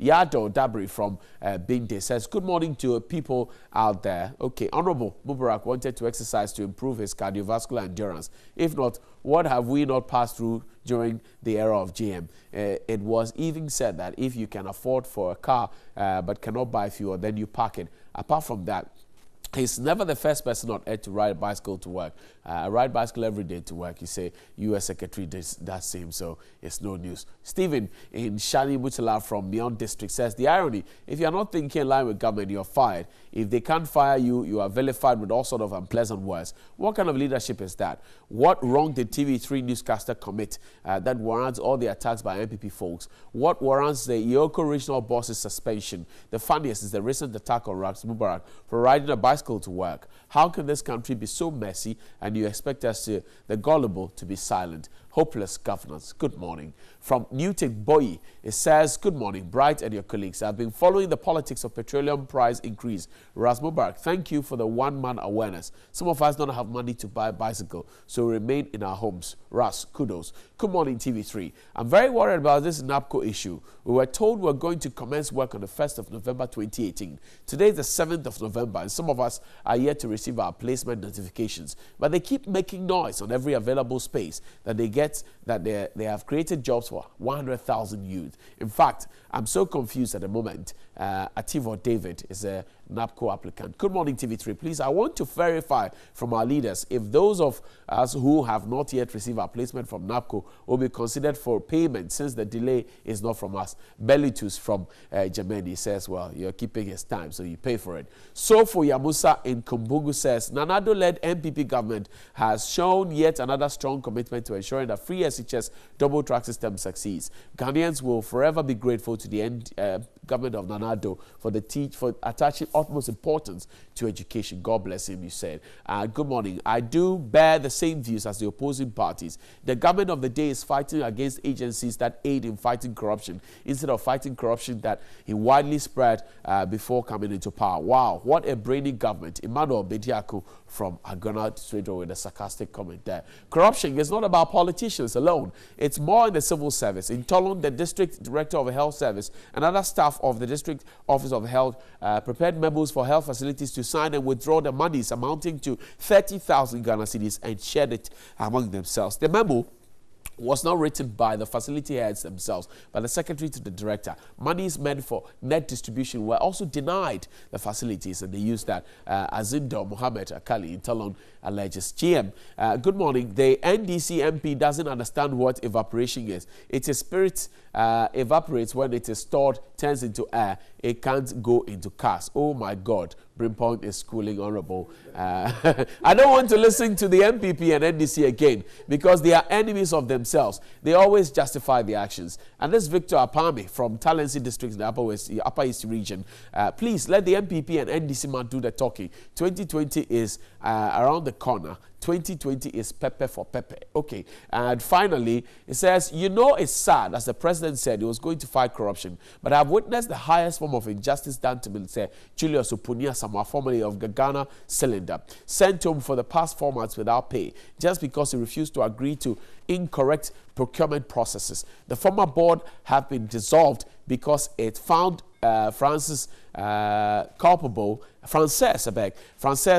culpable, and it's amazing that Opuni, who stood against corruption, is home, but the very Frances who engaged in this act is still at post, working and free. Wonderful. I just can't see how this is justice, and I'm really surprised at the president. I can't wait for 2020. Let's pray for Ghana, of course, and we will pray for everyone else. Right. I thank you very much for your attention. Honorable Talking, wrap up on this quickly. The evaporation. I was metaphorical a little using about evaporation it, as a metaphor. Okay. When they say evaporation, in bursts, they have a certain percentage that evaporates, about 4% normal. If it goes beyond 20, means that somebody has actually taken has withdrawn it and sold it out. Okay. That is why I said that evaporated about 65% into our car. That means that contaminated fuel was bought by consumers and sold to us. Okay, that is the meaning. Now, in respect to this, is a good policy, right. But every policy is based on a structure. If no structure, the policy cannot stand. And that is why when in 2009, the policy of buffer stock company was set up to ensure that excess produce are stored so that in the lean season, is released, because prices fall during the harvest season, so you store them in the buffer stock. During the lean season, when prices start inching, then you release it to stabilize prices. 2, warehouses were constructed, and Damango has benefited from it at Canteen, a rehabilitation of a warehouse. Said that you don't travel to Tamale to store your farm produce, so that you can store it. 3, roads were being, because when you say post-harvest losses, it's not only those you have taken home that gets bad, right from the farm, but your inability to even cut them from the farm to the commercial center is one of the big challenges. And that's why we undertook massive infrastructure in roads. Unfortunately, since this government came, they have halted all those projects, and they are not. So building it up is more comprehensive. It must involve from the bottom up. Because if I have a district, there's no warehouse. So should the farmer cut it from the community to Tamale to keep and take a certificate. That is one. Two, over the period from 2017, we've realized that even though we boast bumper harvest, but it's not as said because prices of goods and services continue to rise. So if there's bumper harvest, I don't think the prices should be going up. Exactly. So there's that mystery that we have to find out. Why is it that a bag of maize at this harvesting season should have been very low, but it's still very high, and we say bumper harvest? They didn't also address in this perishable goods, farm produce, like tomatoes, like mangoes. Well, If so people, farmers, start in with that, staples, how will they do then? So in any case, the structures, since this government came, have not put enough effort to make sure that we have the structures for this policy to be implemented successfully. But they are fan of that, saying that, oh, you start, you face challenges. It's not everything you always say start and face challenges. Try as much as possible to put in the practical structures in place so that the challenges will be minimal, not massive to take over all the policy, the whole policy that you intend to implement. All right. I guess the conversation has just ended, and I'm grateful for your time with us. From Ablikuma Central Constituency, Honorable Ebenezer Nati, a member of the NPP, the Communications Director of the PNC, Manuel Wilson, and Member of Parliament for Damongo, and ranking member on the Mines and Energy Committee, Honorable Adam Mutawakilu. Gentlemen, grateful for morning with me. And stay there, I suppose, right after this.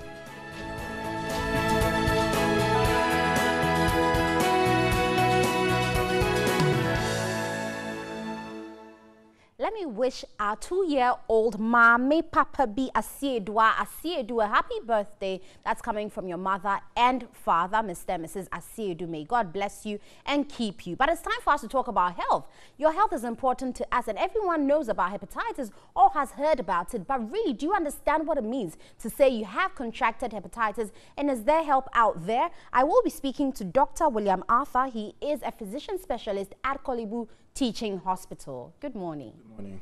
So let's start off by talking about hepatitis. Like I said, everyone seems to have heard about it, but really I think the education may not have gone down too well because people just talk about it, but they don't understand the impact of it. Tell us the local statistics in Ghana. How many people have hepatitis which progresses to cancer and actually are dying from this condition? Okay, well, thank you very much. So hepatitis, as you said, is a condition which we have in Ghana and also large parts of Africa. We live in what is called a high prevalent area. So we have high prevalent area simply means that we have more than 8% of the total population that is affected by hepatitis.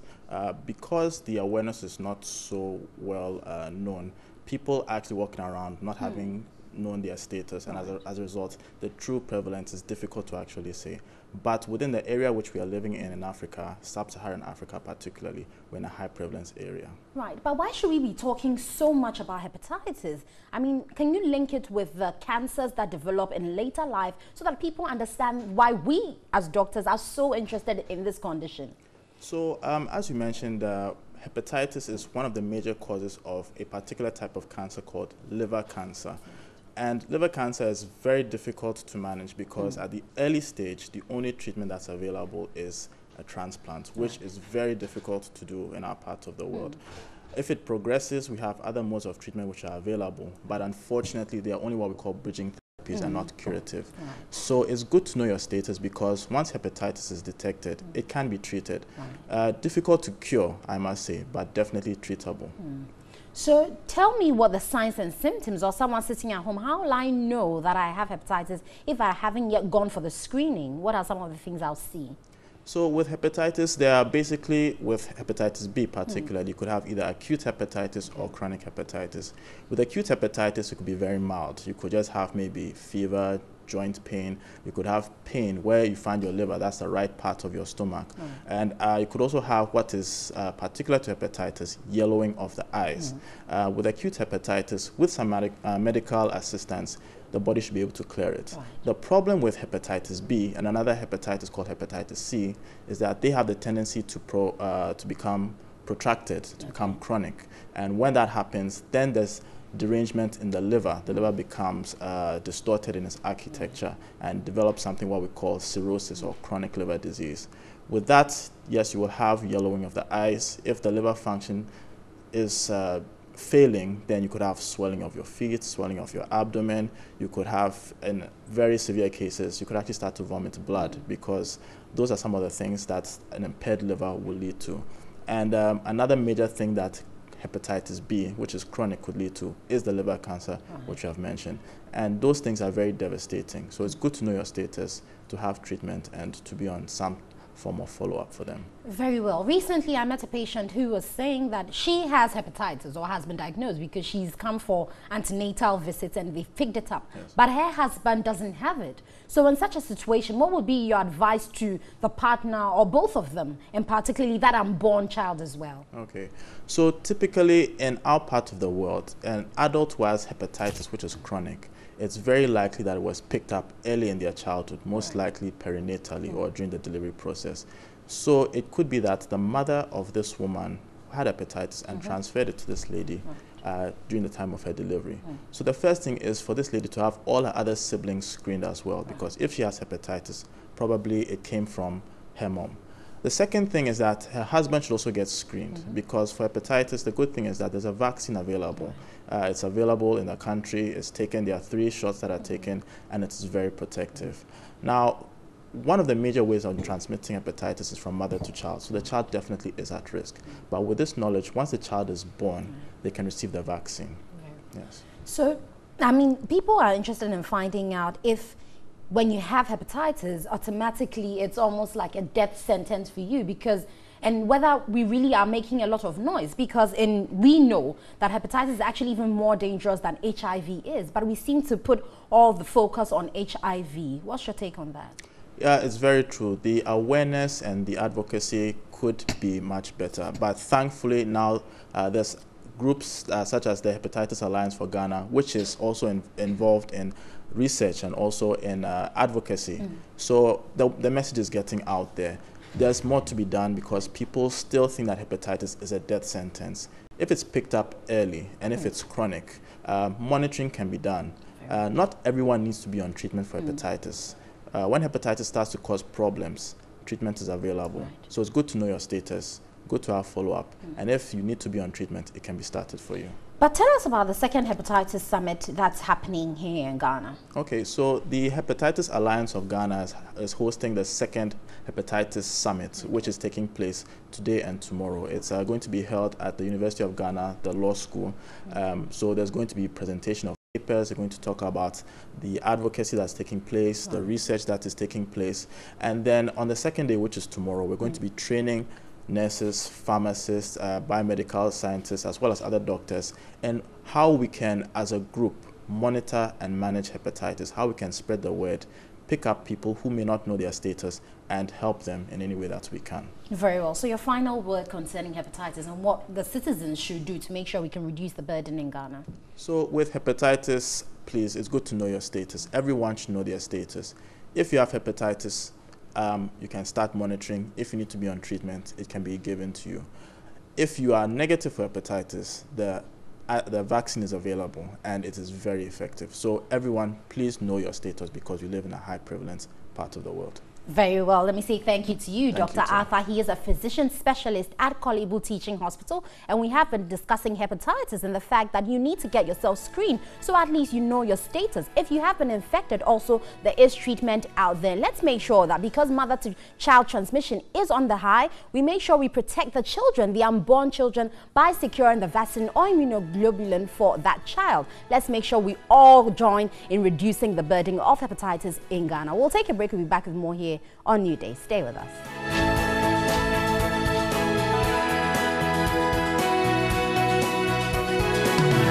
All right, welcome back to the show. Now, the song you heard is from A Man Who Is Changed Now. They became laughing stock when they said, no more in the world they are with Christ. No more. They became the headlines. They became the stories. But a year or more down the lane, as Yao Sik is staying on, Yao Good to see you, my brother, and welcome. You look great. Thank you. You look good too. I'm trying to be like you. So. Thank yeah, how are you?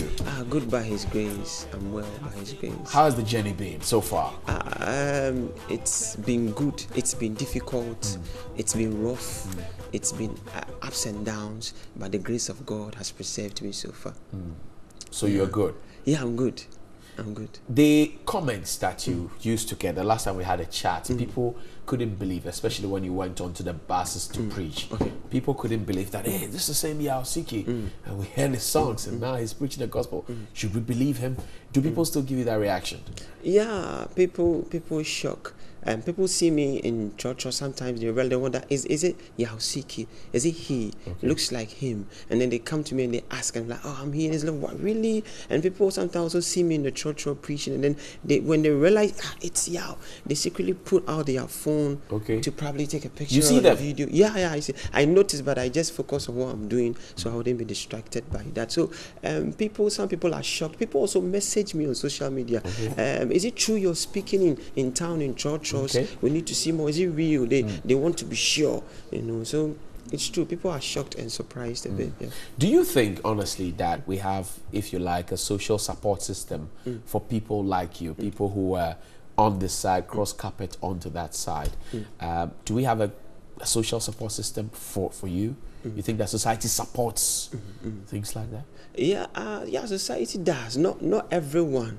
There are some in the world that still don't accept it, and yeah, they feel no, yeah, still needs to be there, you know. But there are other people, like believers, right, in the Christian kingdom that also supports that, you know. And so and there are people in between that also support. Okay, now he's doing something positive, right? And so once it's benefiting the society, then we are okay with it. But not all. Some are against it, some support it, some are in between. And so that's how it is. I see. Interesting. Good morning to Abiba Denke out there.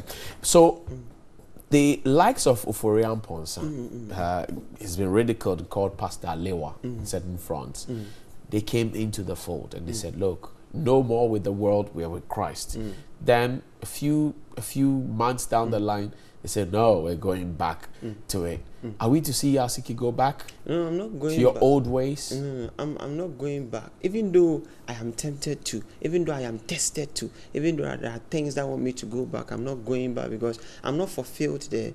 I was there, the weed, the alcohol, the sex and all that. I was the little fame, even though I wasn't that big yet. You know, the little fame and all that. But I wasn't fulfilled. I was empty. When I came into Christ Jesus, started working for Him, serving the Lord, speaking like I'm about to speak on Jericho Accra this 11th of November. We'll talk about Jericho Accra.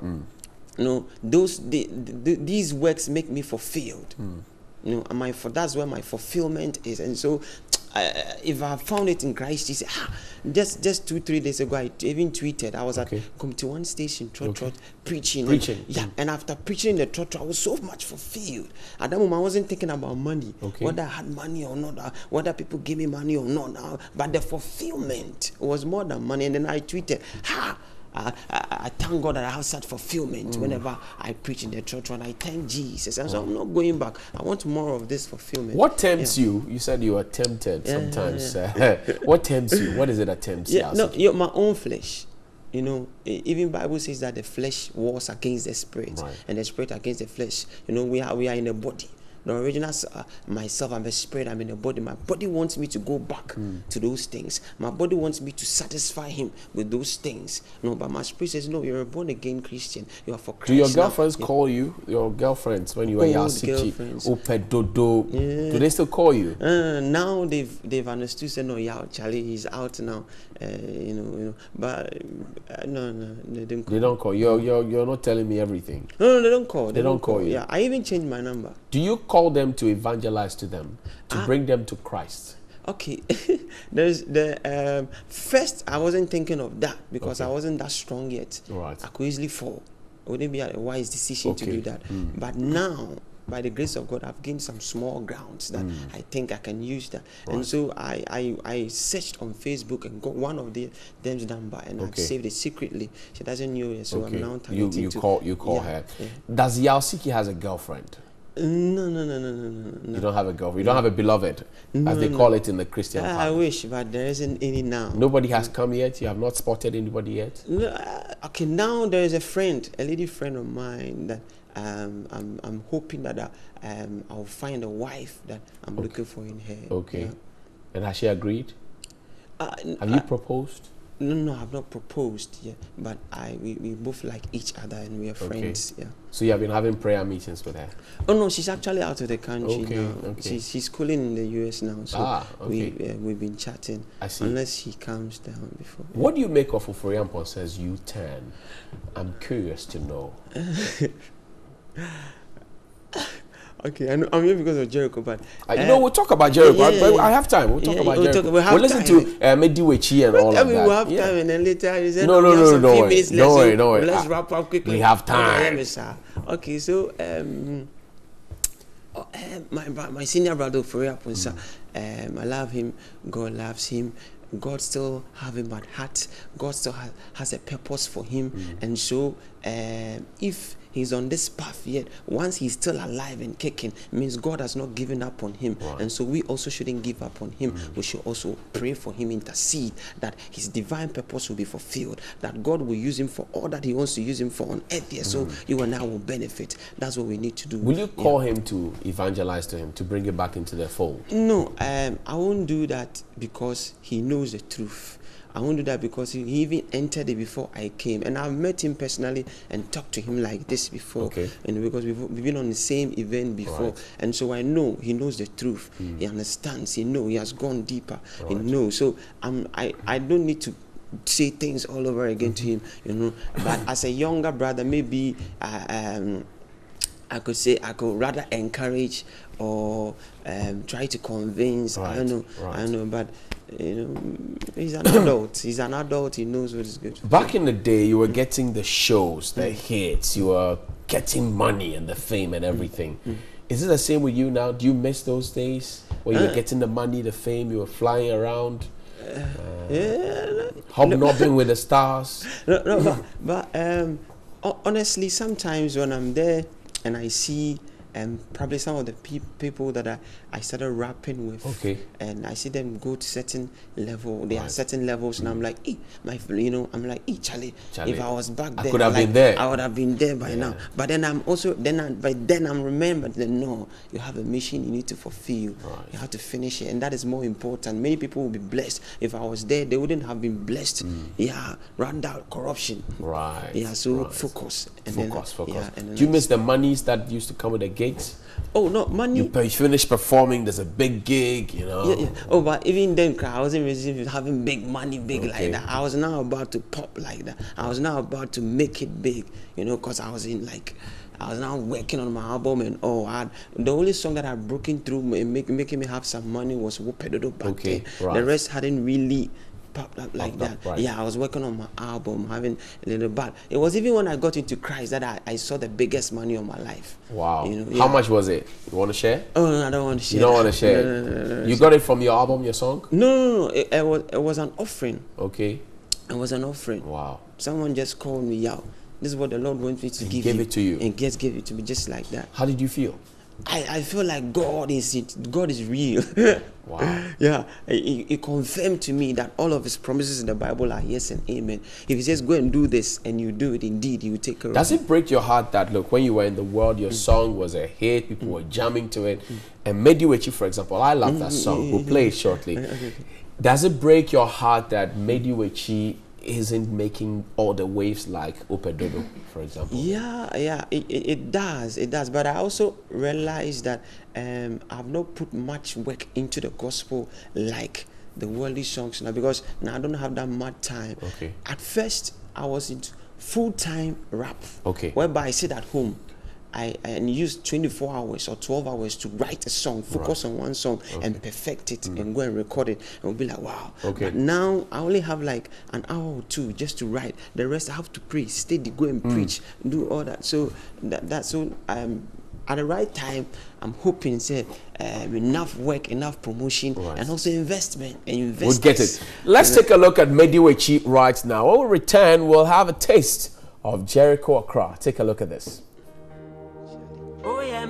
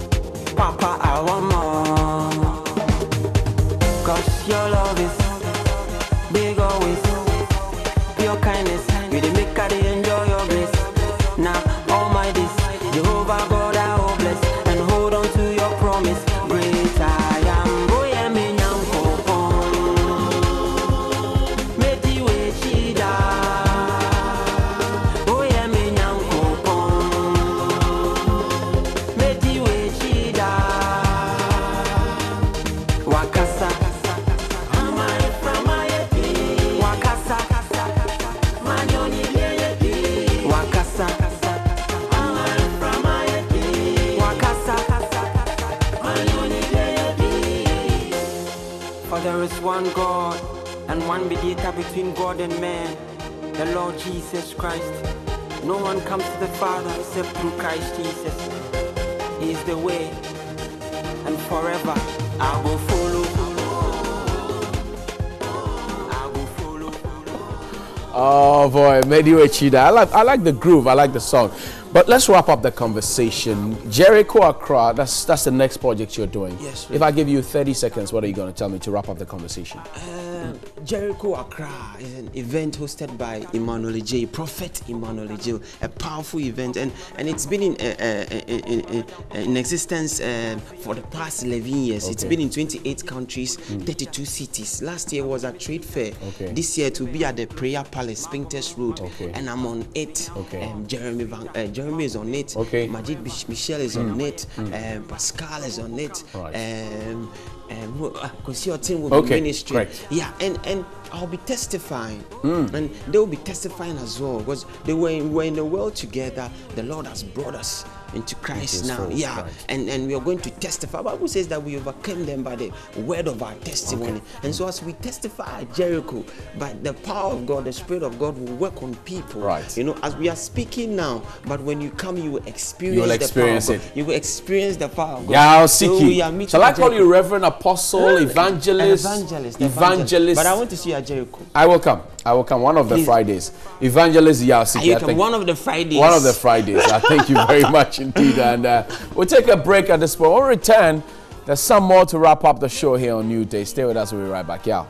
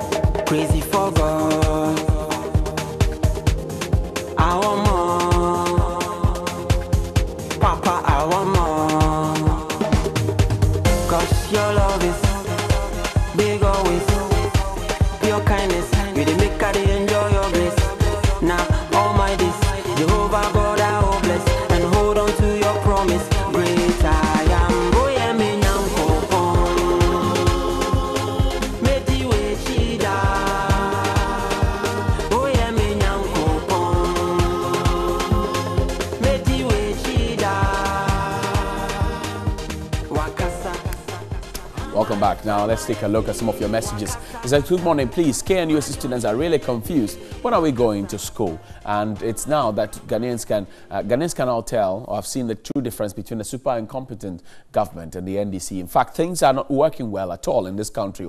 If we didn't uproot this if we hadn't uprooted this super incompetent government out of this country, it wouldn't have helped us at all. I've met inside Sunyani, and politicians are, you say they are thieves, they are criminals, terrorists, etc. They never represent the interest of the people, but rather the interest of their respective political parties. The actions and behavior kills more and faster than malaria, TB, HIV, etc. Instead, dangerous than ICBMs. Billy from Wa. Billy has very interesting thoughts he's sharing there. He's not amused at all. And please tell government to stop further reducing the monthly allowance for nurses and midwives during their rotation of phase-out Roth. This is a batch that did not get allowance in school. Enough is enough. 2020 is not far from here. Thank you. Why does everybody seem to be pressing forward for 2020? Good morning, Bright. Ask the MPP government when they're going to pay the exit fund and arrears for the year beneficiaries. Michael and Akachi and Isaac Kaboni from Tema says, if the NDC man is saying,